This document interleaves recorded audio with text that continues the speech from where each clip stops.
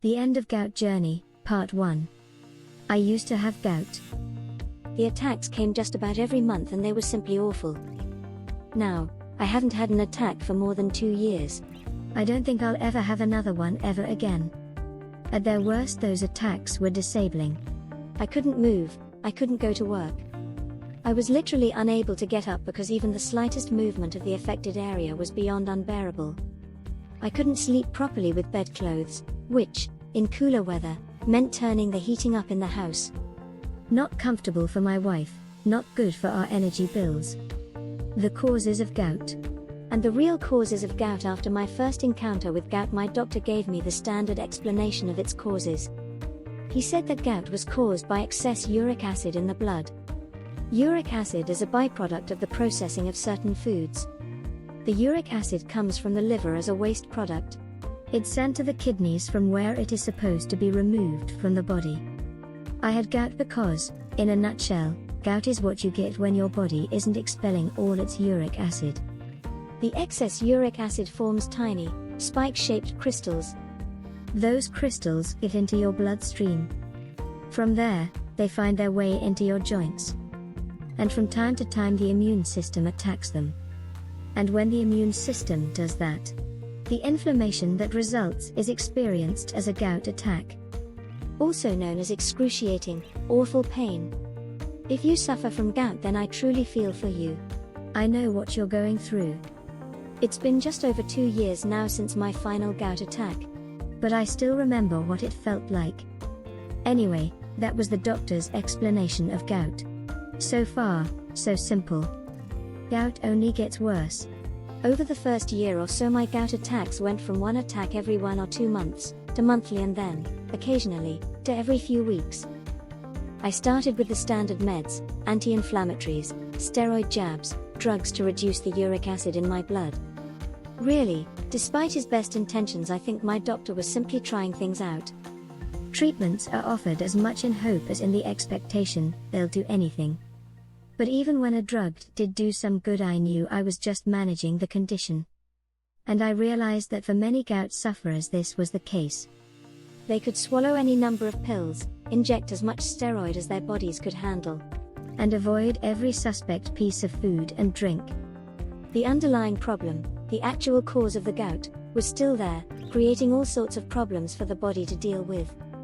I followed the typical do's and don'ts. It's typical stuff: exercise more, lose weight, eat a balanced diet, whatever that is, eat less red meat, don't smoke, I never have, go a couple of days a week without alcohol.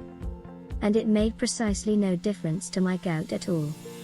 Although, to be honest, if I knew then what I know now, I wouldn't have bothered with any of that. Asking the awkward questions. My natural curiosity prompted me to ask questions about this disease. If uric acid leads to gout, then why did I suddenly have too much uric acid in my blood? Well, it makes sense that either A, I was suddenly producing too much of it, or B, that my body simply was no longer removing it effectively. And it turns out that the answer is B. In fact, for 90% of gout sufferers, scientists say it isn't overproduction of uric acid that is the problem. It's the underprocessing of it. In other words, something's going wrong with the body's ability to expel uric acid properly. So I was quite puzzled.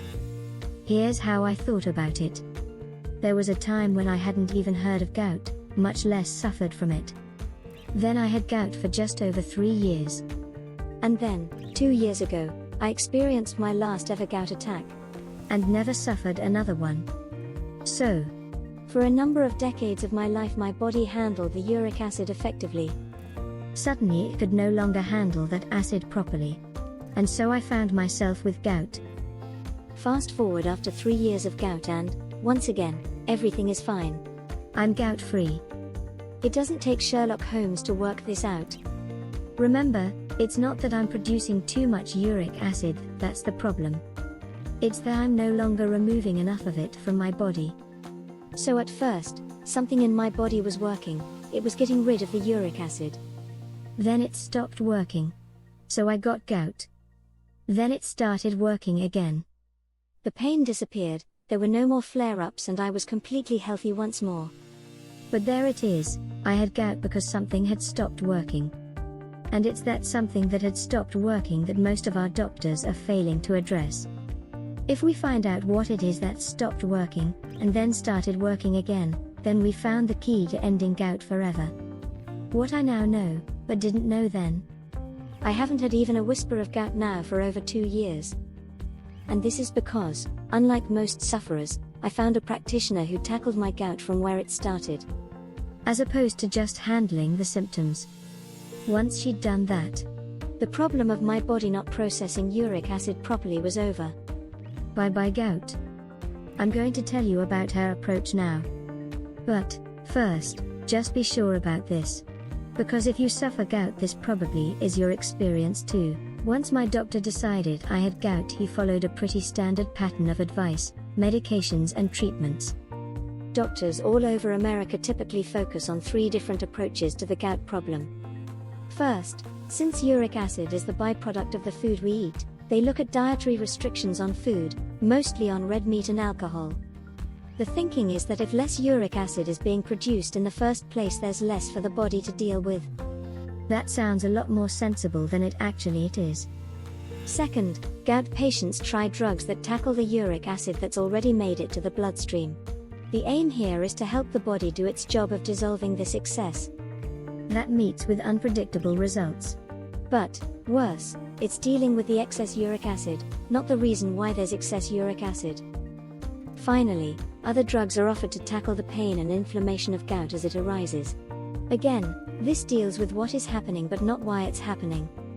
Still, on the surface, all this is perfectly understandable. But there's a serious problem here. Because for as long as the emphasis is on tackling gout at the point where the disease is already in some way in motion, we're simply not addressing what set it in motion in the first place. We feel like we're doing something useful, but we're tinkering at the edges of the problem. Which is why gout can, and often does, go on for years and years. Yet it doesn't have to. Stay tuned for the End of Gout Journey, Part 2.